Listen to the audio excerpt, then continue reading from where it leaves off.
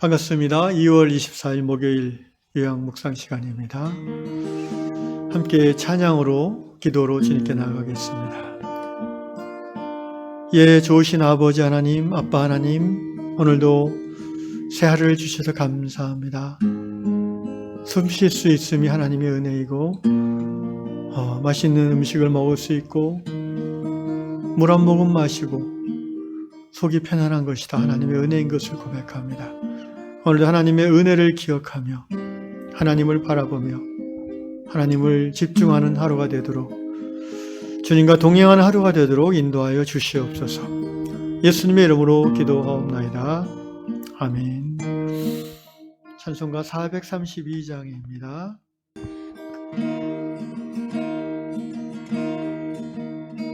큰 물결이 설레는 어둠 바다 저 등대의 물빛도 희미한데 이 풍랑에 배저 항해하니 이 작은 배 사고는 주님이 2절 큰 풍랑이 배를 위협하며 저 깊은 물이 벌려 달려드나 이 바다에 너저 항해하니 이 작은 배 사고는 주님이라 나 두려움에 두려움없구나 주 예수님 늘 깨어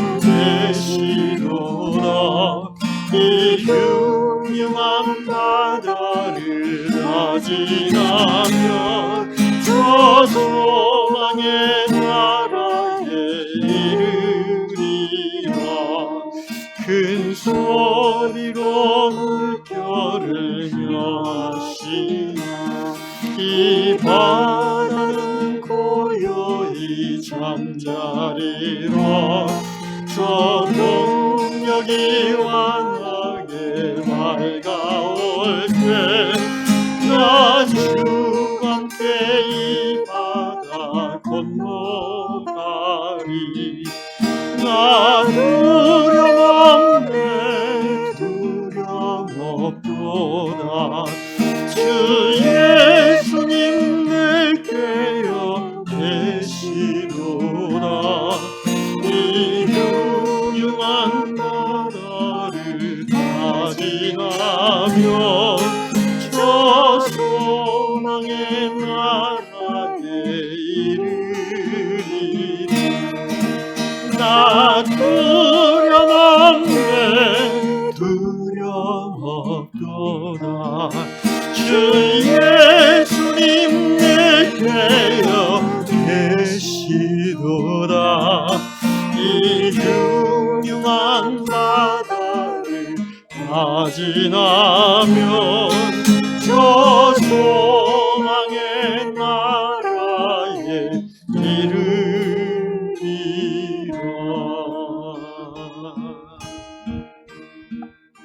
아멘.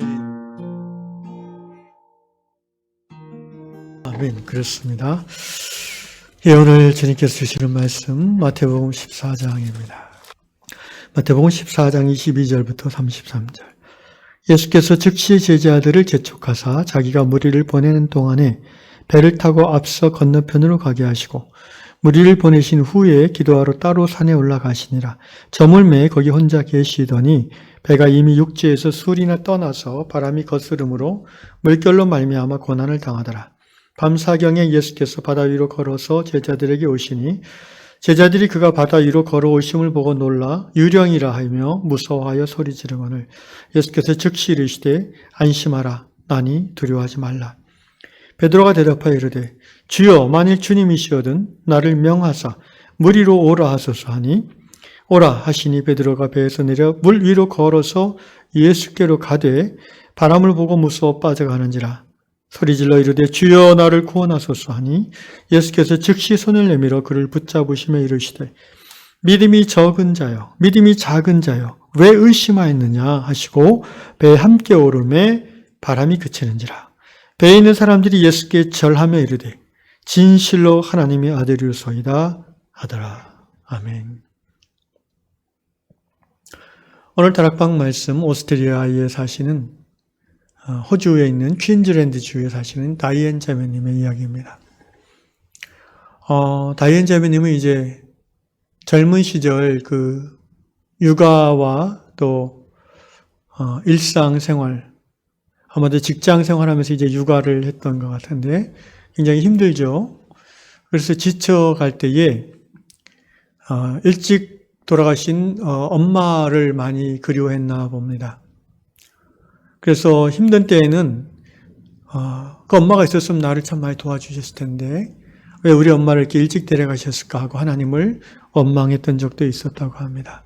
그런데 이제 나이가 들어서 다이앤 자매님이 돌아보니까 자신이 그 젊은 시절 소위 그 워킹맘으로 힘든 시절을 보낼 때에 그 예수님을 주목하지 못하고 오히려 그 워킹맘으로 살 수밖에 없는 환경과 여건과 사람을 탓하면서 비난하면서 그 시간을 그냥 지냈던 것이 이제 이후에 좀 나이가 들어서 깨달아졌다는 것이죠.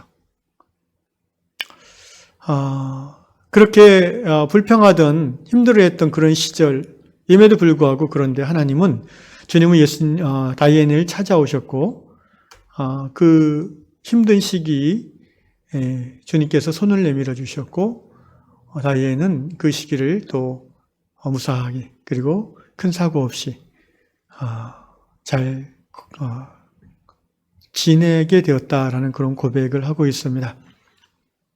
그러면서 다이앤 자매님은 우리에게 이런 고백을 합니다. 우리 인생의 어떤 고난의 순간에도 우리가 예수님을 주목하기만 하면은 주님은 즉시 우리를 구원하실 수 있는 사랑과 능력의 주님이십니다라는 고백을 하고 있습니다.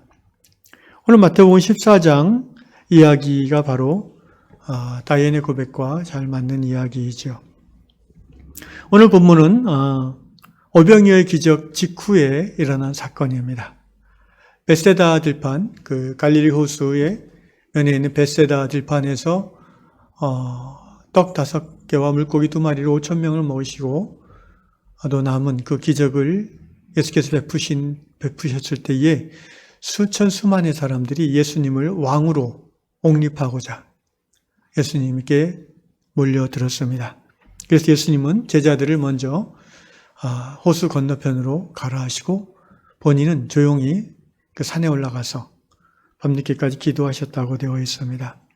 14장 23절에 보니까 기도하러 따로 산에 올라가시니라.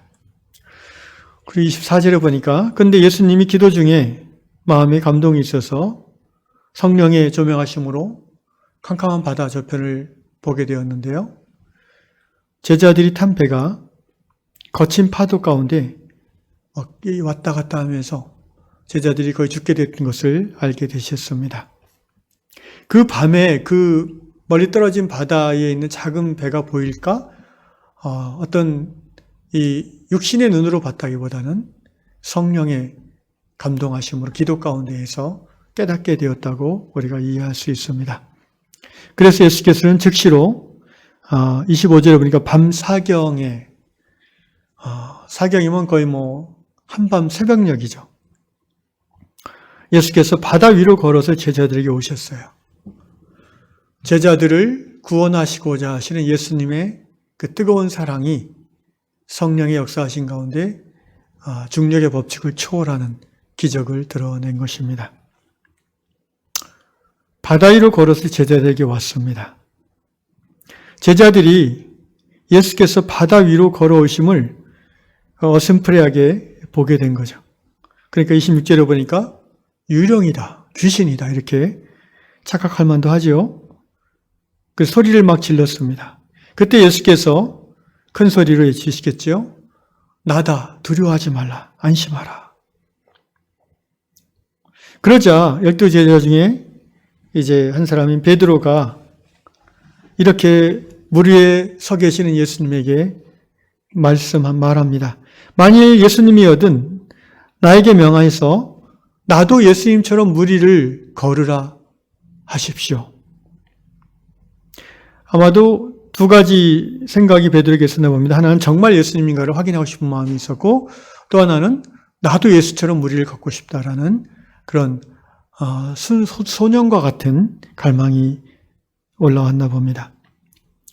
근데 놀랍게도 예수께서 뭔 소리 하냐? 라고 이렇게 야단치시지 않고 오라 하셨어요. Come. 예수님은 베드로 안에 있는 그 자연 법칙을 초월할 수 있다는 순전한 믿음에 대한 갈망을 예수님은 귀히 보신 것 같아요. 그래서 너도 나도 똑같은 사람이지만 너도 나처럼 성령의 능력으로 하나님이 필요하시다 여기면 중력을 거스르게 하실 수 있을 거다. 그러니까 그 믿음으로 오라라고 명하신 거죠. 베드로가 정말 믿음으로 배 밖으로 걸어 나갔습니다. 그리고는 몇 발자국 걸었습니다. 29절에 보니까 무리로 걸어서 예수께로 가되. 어떤 사본에는 예수께 가려고 무리로 걸어가다가, 그러니까 최소한 몇 발자국은 걸었다는 겁니다. 중력의 법칙을 초월한 것이죠. 그것도 잔잔한 대낮, 환한 대낮의 잔잔한 호수 바다가 아니라 캄캄한 밤에 풍랑이는 바다. 그렇죠? 놀라운 일이 일어났습니다. 근데 이제 다음 절이 30절이 봅시다. 바람을 보고 무서워 빠져가는지라. 바람을 보고 무서워 빠져가는지라. 베드로가 예수님께 집중하고 예수의 말씀을 믿는 믿음으로 바다를 걸었죠. 무리를 걸었습니다. 우리는 보통 여기서 자꾸 이제 기적을 생각하고 거기에 포인트를 두는데 저는 이 말씀을 묵상하면서 오히려 우리가 중요시해야 될 부분은 기적이 아니다라는 생각이 들었어요. 중요한 것은 무리를 걸었다는 중력의 법칙이 거스려졌다. 그 기적이 중요한 것이 아니라 이 캄캄한 밤에 풍랑이는 이 위험 상황 속에서도 베드로가 예수의 얼굴을 집중해서 바라봤고 예수의 말씀을 믿고 행했다는 이 점이 중요하다는 것입니다. 말씀을 믿고 행함, 이것이 포인트가 돼야 돼요. 그 결과가 기적이든 기적이 아니든 그것은 부차적인 거죠. 하나님 나라는 믿음으로 걸어가는 나라 아니겠습니까? 기적이 있고 없고는 부차적인 것입니다.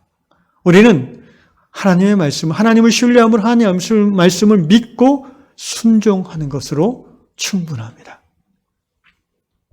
예수를 신뢰하고 예수의 말씀을 굳게 믿는 믿음으로 행하는 모든 행동은 그 결과가 기적이든 아니면 평범한 일상이든 그것은 하나님의 영광을 드러내기 때문입니다.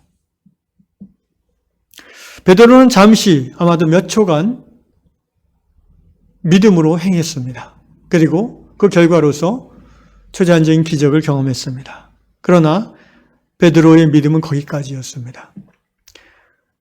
새벽녘 큰 호수의 거친 바람이 파도를 크게 일으키면서 베드로의 시선이 예수님에게서 자신의 생명을 위협하는 파도로 돌아섰습니다. 그 순간 중력이 다시 작용했고 베드로는 물에 빠져 죽게 되었습니다.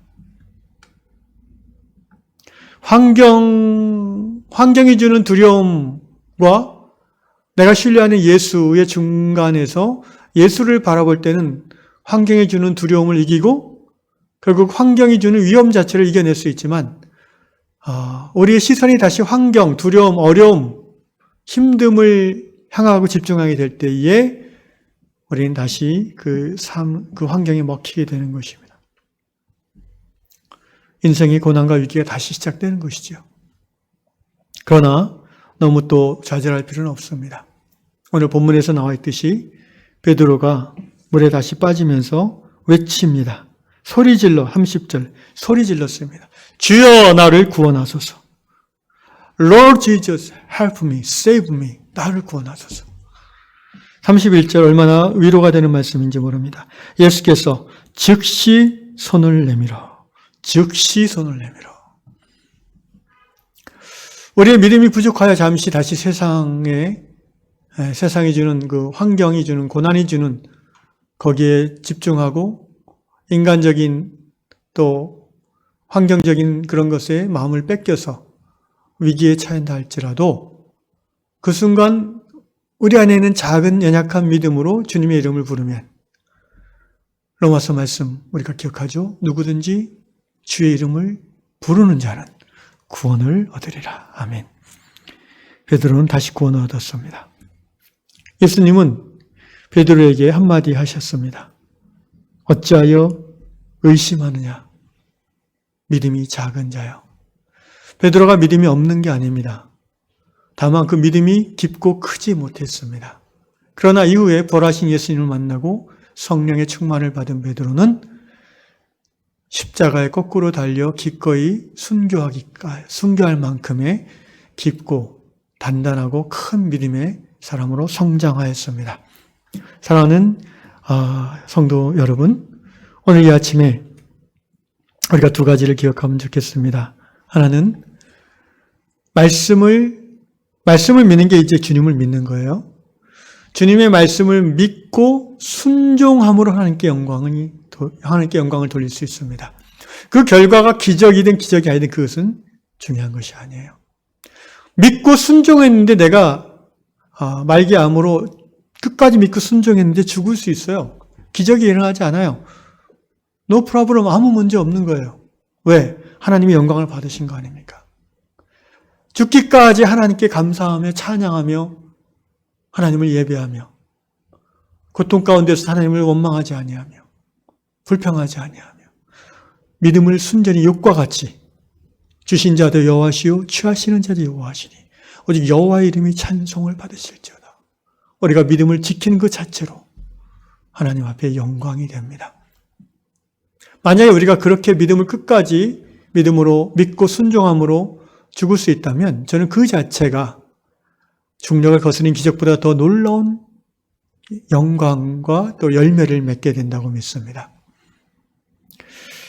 기적은 부차적인 겁니다. 믿고 순종함이 하나님께 영광이 됩니다. 두 번째로 우리의 믿음이 부족하여 다시 고난 가운데 빠질 수 있지만 그때에도 우리는 포기할 필요가 없습니다. 주님의 이름을 부르십시오. 주여 나를 불쌍히 여기소서 기도하십시오. 즉시 예수께서 베드로의 손을 잡아서 구원하신 것처럼 우리의 기도를 들으시고 즉시 우리를 구원해 주시는 주님이신 줄로 믿습니다. 기도하겠습니다. 아버지 하나님 감사합니다. 예수 믿고 구원 얻어서 믿음으로 시작한 인생 하나님 앞에 가는 그날까지 믿음으로 믿음에 이르게 하소서.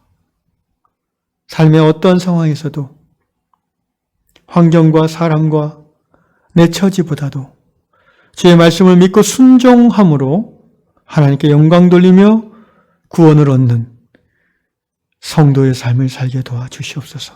오늘 하루도 주의 말씀을, 주신 말씀을 믿고 순종함으로 영광 돌리며 하나님께 나아가는 우리 성도들 다 되게 하여 주시옵소서. 예수님의 이름으로 감사하며 기도합니다. 아멘.